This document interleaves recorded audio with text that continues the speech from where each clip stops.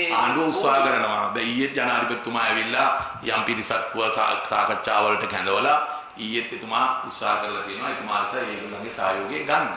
ඒ හින්දා ආණ්ඩුවත් ආණ්ඩුවේ සම්බන්ධ බොහෝ අය දැන් ඉන්න නියෝජ්‍ය ඇමතිවරයෙක් කොළඹවල ඉන්න ඔය සභිකයන්ගේ ගෙවල් වලට පවා යනවා. මේ සහයෝගය ගන්න. ඉතින් ඒගොල්ලෝ මේ ගේම් එකේ ඉන්නවා. ඒ කියන්නේ ටික දවසක් ගිහිල්ලා 15 වෙනිදාට කියයිද නෑ මම අපේක්ෂකත්වයෙන් ඉල්ලා අස්වෙනවා කියලා රිසා සාරුක් කිව්වොත් නෑ එහෙම කියන අවස්ථාවක් නෑ. මේකේ ජය පරාජය කෙසේ වෙතත් සමගි ජන බලවේගයේ හැටියටත් සමගි ජන බලවේගයේ සංධානයේ නියෝජනය කරන දේශපාලන පක්ෂ සියලු දෙනාම තීන්දුවක් අරන් තිබෙනවා.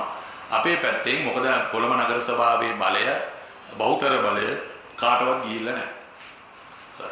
මේ කාටවත් ඒ බහුතර බලය ගිහිල්ලා නැති හින්දා විශේෂයෙන්ම ඡන්දකින් තමයි නගරාධිපතිවරයා තෝරන්න ඕනේ.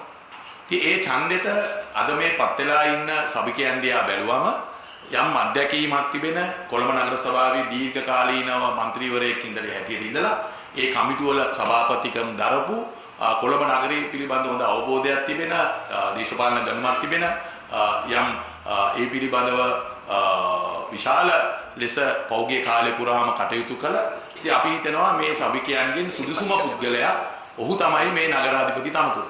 ඒ හින්දා අපි මේ තනතුරට ඕව යෝජනා කරනවා. ඉතින් ඒ ඌව පත් කර ගැනීමේ වගකීම තියෙන්නේ එදාට රැස් වෙන සභිකයන්ට තමයි වගකීම තියෙන්නේ ඌව පත් කරගන්න.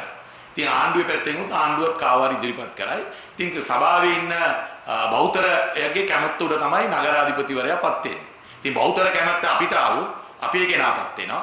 බහුතර කැමැත්ත ආණ්ඩුවට ගියොත් ආණ්ඩුවේ කෙනාපත් වෙනවා. ඉතින් මේක ඇත්තටම මේ සභාවල් වල ආණ්ඩු පක්ෂයේ විපක්ෂයේ කියලා එකක් නැහැ. ඔක්කොම එකට වාඩි වෙන්නේ මේ සභාව ගෙනියන්න පුළුවන් නගරාධිපතිවරයෙක් පත් කරගන්න ඕනේ. මේක තමයි මේකේ විශේෂ දේ. ඒ හින්දා කිසිම සභාවක ආණ්ඩු පක්ෂයේ විපක්ෂයේ කියලා දෙයක් මේක අලුතේ නැහැ. දැන් ඔබතුමාලා දැන් මැච් එක 16 නම් නිකම්ම ඉන්නවද ප්‍රැක්ටිස් කරනවද නැත්නම් තමන්ගේ සභිකයෝ රැක් ගන්න උත්සාහ කරනවද? අපි රැදවල් ප්‍රැක්ටිස් කරනවා. World Cup final එක ගන්නවා වගේ. ඒක කෙවල් වල IPL match එක ඊයේ IPL එකට වඩා අපි ප්‍රැක්ටිස් කරනවා මේ දවස්වල. ඔව් කෙතාරාම ග්‍රවුන්ඩ් එකේ ෆ්ලඩ් ලයිට්ස් ඒවා දාගෙන තමයි අපි ප්‍රැක්ටිස් කරන මැච් එක දිනන්නේ ඉතින්. තව ලකුණු කීයක් ඕනද? හා? තව ලකුණු ගන්න. තව ලකුණු දෙකක් වගේ. බෝඩ් එක හරි දැන් නේද? තව ලකුණු දෙකක් තුනක් වගේ තමයි අඩුවක් තියෙන්නේ. ඔව්. ඒක අපි හිතනවා ෆයිනල් ඕවර් එකේ තුන ගහ ගන්න පුළුවන් වෙයි කියලා. බය වෙන්න දෙයක් නැහැ. බය වෙන්න දෙයක් නැහැ. හොඳ බැට්ස්මන්ලා ඉන්නවා අපිට. හැබැයි අඩි ටීම් එකක් දෙකක් නැහැ. ඒක අපිට ඕවර්ස්ුත් තියෙනවා තව. තව ඉතුරු වෙලා ඕවර්ස් ගණනාවක් තියෙන ඉඳලා ලකුණු තුනක් වගේ තමයි අපිට අඩුවක් තියෙන්නේ. ඉතින් මං හිතන්නේ එක ඕවරේට එක එක ගැහුවත් අපිට තුන ගහ ගන්න පුළුවන්. අනිත් ටීම් එකක් නිකන් ඉන්නේ. ඒගොල්ලෝ ප්‍රැක්ටිස් කරනවා. නෑ අනිත් ටීම් එක උත්සාහ කරනවා අපේ විකට්ස් ගන්න. ඒගොල්ලෝ කරන්නේ අපි අවුට් කරන්න බලන්නේ. ඒකට තමයි ඔය එක එක්කෙනාව පාවිච්චි කරලා එක එක කඩ් දානවා. අපි අවුට් කරගන්න පුළුවන්ද කියලා. ඒවා දාලා එහෙම අවුට් කරගන්න බෑ. අපි හොඳ බැට්ස්මන්ලා දෙන්නේ තමයි දැන් ග්‍රවුන්ඩ් එකේ මැද බැට් කරන්නේ. බැට්ස්මන්ලා දෙන්න තරගේ පාව දෙයිද දන්නේ. හා? නෑ ග්‍රවුන්ඩ් එකේ මැදනේ ඉන්නේ. ඒ හින්දා පාව දෙන්න බෑ. පැවිලියන් එක ඇතුලේ හිටියොත් තමයි පාව දෙන්න. පාවිච්චි කරන්නේ නැහැ. තේරෙනවද? පැවිලියන් එක ඇතුලේ හිටියොත් තමයි ඒ පාවල දෙන්න පුළුවන්. මේ ග්‍රවුන්ඩ් බැට්ස්මන්ලා දෙන්න මැදනේ ඉන්නේ. ඒ හින්දා වතුර ගෙනියන්නේ ඔක්කොම විශ්වාසවන්තයයි තමයි. මේ වෙලාව අපි වතුර ගෙනියන්න ඔක්කොම යවන්නේ. බෝඩ් බෝයි ඔබත් ඉන්න ග්‍රවුන්ඩ් එකේ. මමත් මැච් එක මම විතරක් නෙමෙයි අපේ පක්ෂේ ඉන්න ඔක්කොමලා මැච් එක බලාගෙන ඉන්නේ. අපි ඩ්‍රෙසින් රූම් එකේ ඉන්නේ අපි ඩ්‍රෙසින් රූම් එකේ ඉඳගෙන අපි උපදෙස් දීගෙන අපි ඒගොල්ලන්ට කතා බහ කරගෙන වතුර ගෙනියන වෙලාවේ පණිවිඩ යවාගෙන තමයි මේ මැච් එක යන්නේ. ඒද අපේ කණ්ඩායමම මේ වෙලාවේ ඩ්‍රෙසින් රූම් එකේ ඉන්නවා. ඉඳලා ඔක්කොම ප්ලේස්ලාට කතා කර කර ඉන්නේ. ඊළඟට බැට් කරන්න යන එක්කෙනා නිකන් හරි අවුට් වුණොත් ඊළඟට යවන එක්කෙනාවත් මේ අපි යාට ඔක්කොම යාටත් උපදෙස් දීගෙන කොහොමද බැට් කරන්න ඕනේ, කවුද මේ බෝල් කරන්නේ, මේ කියලා ඔක්කොම වැඩ යනවා ගාන්ට යනවා. බය වෙන්න එපා. එහෙනම් බය වෙන්න දෙයක් නැහැ. ඔව් බය වෙන්න දෙයක් නැහැ. ඉතින් අපි අපි කියන්නේ ඒකද ඔබතුමා හෙව්වනේ ලකුණු කීයක්ද ඕනේ කියලා. ලකුණු 3ක් වගේ තමයි ඕනේ වෙලා තියෙන්නේ. ඉතින් මං හිතනවා ඕවර්ස් තියෙන හින්දා ඒ 3 ගා ගන්න අපිට ඒක ප්‍රශ්නයක් වෙන්නේ නැහැ. දැන් ඔබතුමා එද්දි උඩ බලාගෙන දාවේ. ඔව් ඔව්. මං දැක්ක මේ කොළඹ පල්ලෙන් මේ ෆ්ලයිට් එකක් යනවා. ඇයි? අලුත ප්ලේන් එකක් එනවා. ඔය ඒක තමයි මම මේ කල්පනා කරා මේ ලංකාවට ආපු මේ පළවෙනි ප්ලේන් එකට මම දන්නා මේ ආණ්ඩුව ආවට පස්සේ මෙච්චර ලංකාවට ප්ලේන් ආවේ නැද්ද? මම දැක්කා මේ ගෝල් පේස් එකට මේ මිනිස්සුන්ට එන්න කියලා මේ ප්ලේන් එක පෙන්නලා තියෙනවා. ඉතින් රටට ප්ලේන් එකක් සතුටු වෙන්නේ. ඉතින් අනිත් දවස් වලට එන හෙලිකොප්ටර්ද ලංකාවට? එයාලා ඉන්න එක මේ හෙලිකොප්ටර් දෙන්නේ. ඒක ජනතාවට පෙන්නලා මේ ප්ලේන් පෙන්න මේ මට නම් ඇත්තමයි මේ රටේ මිනිස්සු වුණා මේව තන්දනවාද කියලා. ඒ කියන්නේ මේ ඇන්දිල්ලේ සීමාවල් නැහැ. හරිද? ඒ කිසිම සීමාවක් නැහැනේ. දැන් ඔය ෆ්ලයිට් එක අරන් තියෙන මං හිතන්නේ ෆ්‍රාන්සියෙන් හරි කොහෙන් හරි අරන් තියෙන්නේ මොකක්ද ඒකට කියන්නේ ලීස් කරලා අරන් තියෙන්නේ. අර අපි වාහන ගන්නවා. ඔව් අපි වාහන ගන්නවා වගේ මේ ලීස් ක්‍රමයට තමයි මේක අරන් තියෙන්නේ.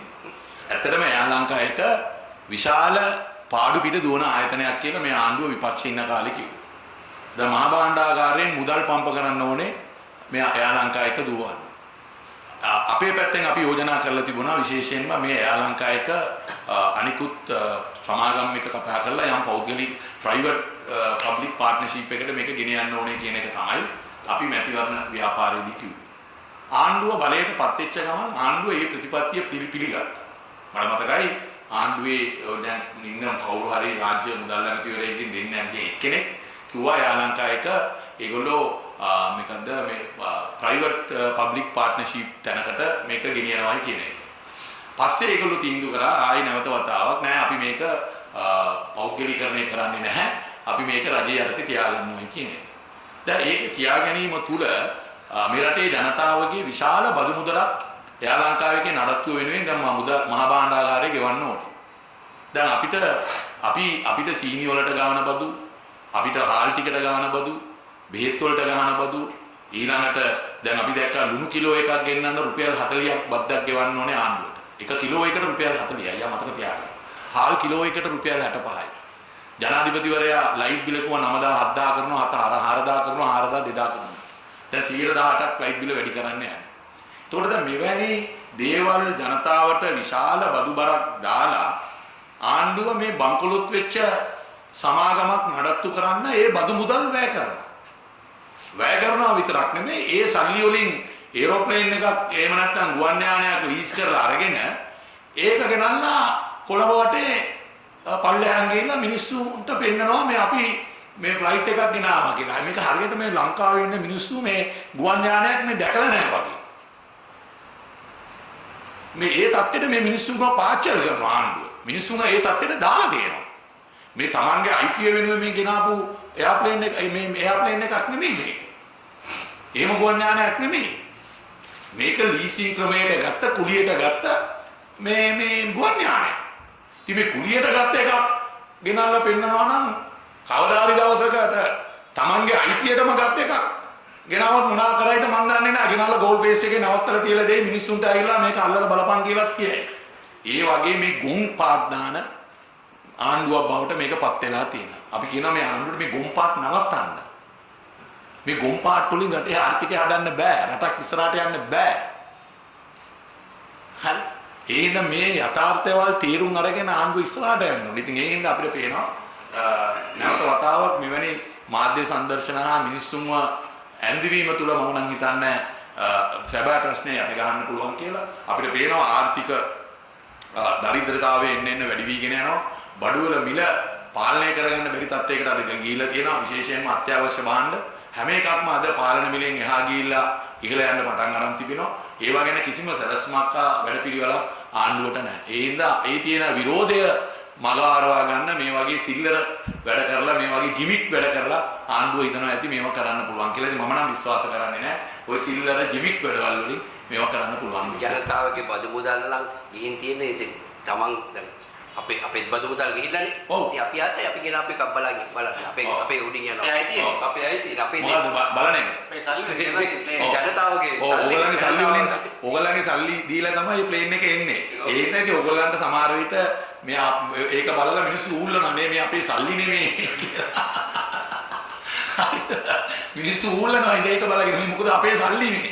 හරිද? ඒ ඌල්ලන මිනිස්සුන්ට ඔය ෆ්ලයිට් වල යන්න බෑනේ. ඒ මිනිස්සු යන්නේ නැහැ පව්. හරිද? කිසිම දවසක ෆ්ලයිට් එකකවත් ගිහිල්ලා නැති මිනිස්සුගේ බදු මුදල් තමයි මේවා ගේන්නේ යන්නේ. මේ බංකොලොත් වෙලා තියෙන්නේ. ඉතින් ඒවා සම්බන්ධව නිසියාකාරයේ කළමනාකාරීත්වයක් කරන්නේ නැතුව යථාර්ථයත් එක්ක මුණ දීලා විසඳුම් ගන්නේ නැතුව වෙන විසඳුම් අරගෙන තව මේ ආර්ථිකය ප්‍රපාතයට ගෙනියන එක තමයි මොකෙන් පේන්න තියෙන්නේ. මොකද මහා භාණ්ඩාගාරයේ තිබෙන විශාල මුදලක් මේක වෙනුවෙන් වැය කරන්න වෙනවා. ඉතින් මේ වැය කරන්නේ රටේ ජනතාවගේ බදු මුදල් වලින් ගන්න ආදායම. ඉතින් මේවා නඩත්තු කරන්න තව බඩුවල මිල වැඩි කරන්න වෙනවා. තව බදු වැඩි කරන්න වෙනවා. වැට් එක වැඩි කරන්න වෙනවා. ජනතාවගේ ආදායම් වලින් බදු මුදල් අය කරගන්න වෙනවා. ඉතින් ඒවා වෙන්නේ මේක. ඉතින් මම හිතන්නේ මේ යථාර්ථය තවම මේ ආණ්ඩුව තේරුම් ගත්ත භාවයක් නම් පේන්නේ නැහැ. ඊයේ මේ IPL එක බැලුවද? ඔව් IPL එක විශේෂයක් කැමතිලා හිටියා. ඔව් හිටපු එංගලන්ත අගමැතිතුමා මම දැක්ක ඇවිල්ලා මැච් එක බලනවා. ඉතින් IPL කියලා කියන්නේ මම හිතන්නේ ඉන්දියාව ලෝකේම ක්‍රිකට් ක්‍රීඩාව හසුරවන තැනකට අද ඉන්දියාව පත් වෙලා තිබෙනවා. ඒ IPL එක අද මම හිතන්නේ වර්ල්ඩ් කප් එකටත් වැඩිය ජනප්‍රිය ටූර්නමන්ට් එකක් එහෙම නැත්නම් තරගාවලියක් බවට පත් වෙලා තිබෙනවා. ලෝකේ ඉන්න සියලුම ක්‍රිකට් ක්‍රීඩකයන් ඒකට සහභාගී වෙන ක්‍රීඩාවක්. ඉතින් ලංකාවේ දිහා අපි බලනකොට ලංකාව අපි දන්නවා පෞද්ගලික කාර්ය ක්‍රීඩාව ඉතා ඉහළ මට්ටමක තිබුණු තැනක් තිබුණා. නමුත් මේ පෞද්ගලික කාර්ය පුරාම ක්‍රීඩාවේ යම් බිඳවැටීමක් තිබෙනවා. ඉතින් ඒකට නොයෙකුත් කාරණාවල් එක එක්කෙනා කියනවා. කෙසේ වෙතත් ඉතින් අපි ඉන්දියාවත් එක්ක ඉතාම කිට්ටුවෙන් ඉන්න රටක් නිසා අපිට පුළුවන් වෙන්න ඕනේ ඒ IPL තරගාවලියේ වාසිය එකක් අපේ ක්‍රීඩකයන්ටත් ලබා ගන්නත් ඒ වගේම ක්‍රිකට් ක්‍රීඩාව දියුණු කිරීම පැත්තෙන් ඒ IPL තරගාවලියෙන් ලැබෙන වාසිය අපි රටක් හැටියටත් ඒක ගැනත් මම හිතන්නේ ක්‍රිකට් පාලක මණ්ඩලය අවධානය යොමු කරන්න ඕනේ කියන එක තමයි මට නම් මේ තරගාවලිය දිහා බලනකොට පේන්නේ. ඔබතුමාලගේ මැච් එක කොහොම හරි ළඟයිද දන්නේ? 16 ගහනවා. මම දායකයන්ට පොළු කරලා යන්නේ එක. කවුද? ජනාධිපතිතුමා යෝකර ගන්න දායකයන්ට කවුද? ජනාධිපතිතුමා මේ දැන් ජනාධිපතිතුමා බෝල් කරන විදිහ අපි දන්නවා. දැන් අපි මාස 6ක් එකට අපි බැට් කරානේ. එයා දැන් දුස්රද දාන්නේ මේ ඕෆ් බ්‍රේක්ද දාන්නේ, ලෙග් බ්‍රේක්ද දාන්නේ, ගුග්ලිද දාන්නේ කියන එක දැන් අපි ඒක උට හුරු වෙලා තියෙනවා. ඒක දැන් අපිට ජනාධිපතිතුමා දාන බෝල ගැන එච්චර ප්‍රශ්නයක් නැහැ. මොකද දැන් මාස 6ක් නම් ඒකට බැට් කරලානේ තියෙන්නේ. ඒක දාන්න ඉතින් අලුතෙන් බෝල් එකක් නැහැ. දැන් ඉතින් දාන්න තියෙන්නේ නෝ බෝල් තමයි එතුමා. බල්තසාගේ නෝ බෝල් දාන්න බෑ. මොකද අම්පයර් බලාගෙන ඉන්න හින්දා නෝ බෝල් දාන්නත් බෑ. බල්තසාගේ කොහොමද? බල්තසා මහත්මියගේ පන්දු කොයි විදිහේ? එයා නිහඬයි නේ මේ වැඩේදී. ඉතින් එයා මුකුත් කතා කරන්නේ නැහැ නේ. එයා ඉතින් මං හිතන්නේ පක්ෂයෙන් මේ වැඩේ කරලා දෙනකන් එයා බලාගෙන ඉන්නවා. මේ කතා කරන්නේ පාගියද? මං දන්නේ නැහැ ඉතින් ඒගොල්ලන්ගේ පක්ෂයේ තුමියට මොනවා හරි කියලා තියෙනවා කියලා. නමුත් මට හිතෙනවා මේ වැඩේදී තුමිය පක්ෂය ඒක කරලා දෙනකම් බලන් ඉන්නවා වගේ තමයි පේන්නේ. නියෝජනය කරලා දෙතුමා කිත්ලි මහත්තයා. අපි දන්නේ නැහැ. ඒක එක්සත් ජාතික පක්ෂයේ විසින් තීන්දුව කරන්නේ. අනිල් මහත්තයා පිටිට ඇවිල්ලා නැහැ ඒක. කවුද? රනිල් මහත්තයා. නෑ එයාත් ඉන්නවා. ඉන්නවා. ඔව් ඩ්‍රෙසිං රූම් එකේ ඉන්නවා. රොම්බේ ඉන්නවා. ඩ්‍රෙසිං රූම් එකේ ඔක්කොම ඉන්නවා. බය වෙන්න එපා. හොඳ ටීම් එකක් තියෙනවා. ඒක කෝචස්ලා ඉන්න ප්‍රබල කෝචස්ලා ඉන්නේ. හිටපු ජනාධිපතිතුමා. ඒ ප්‍රබල කෝචස්ලා ටිකක් ඉන්නේ නේද? ටීම් එක මෙහෙවන්න සහ කලබලකරනවා කියන. නෑ මෙහෙමයි ඉතින් මේ උපදේශ දෙන්න හුඟක් අය ඉන්නවා.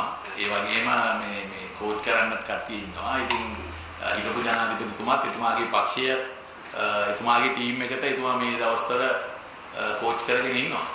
ඔව් ඉතින් ඒ හින්දා ඒක ගැන ගැටලුවක් නැහැ. මොකද එතුමන්ලටත් විශාල කාර්යභාරයක් තියෙනවා මේකේදී. මන්ත්‍රීවරු 13 දෙනෙක් ඉන්නවනේ. ඒ හින්දා මම හිතන්නේ එතුමා ඒගොල්ලන්ට කෝච් කරනවා මේ දවස්වල. හරි. ජයග්‍රහණය සුබපත. ජයග්‍රහණය කරන්න කියලා තරගේ ජයග්‍රහණයට සුබපතනවා. ඕගොල්ලෝ අපිට සුබ පතනවා. බොහොම ස්තුතියි.